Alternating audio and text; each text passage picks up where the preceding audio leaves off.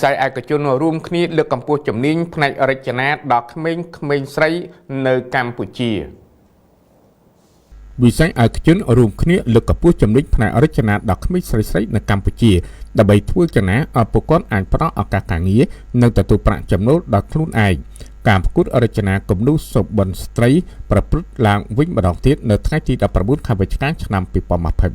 បន្ទាប់ពីការរីករាលដាលនៃជំងឺ COVID-19 ដែលមានការរៀបចំគឺលោកស្រីវ៉ាកាណានូគីម្ចាស់ក្រុមហ៊ុន Boloning Luffy និងអ្នកនាងហេវតីម្ចាស់ក្រុមហ៊ុន Real Tiger លោកស្រីដែលជាអ្នករៀបចំកម្មវិធីបានលើកឡើងថាការប្រកួតរចនាគំនូរសុបិនស្ត្រីនៅក្នុងឆ្នាំ2009ការរៀបចំកម្មវិធីនេះឡើងដែលមើលឃើញថានៅប្រទេសកម្ពុជាខ្វះអ្នកជំនាញផ្នែករចនាខណៈពេលនោះលោកស្រីបានទទួលអារម្មណ៍រីករាយដែលស្នាប់ញញឹមរបស់ជនជាតិខ្មែរនិងចូលរួមការងារនេះលោកស្រីបានរៀបចំការប្រកួតរចនាគំនូរសុបិនស្ត្រីតាំងពីឆ្នាំ2011ហើយកម្មវិធីនេះបានប្រព្រឹត្តទៅជារៀងរាល់ឆ្នាំនៅក្នុងការជំរុញឲ្យក្មេងៗមានភាពក្លាហាននិងសម្រេចនៅសុបិនរបស់ខ្លួន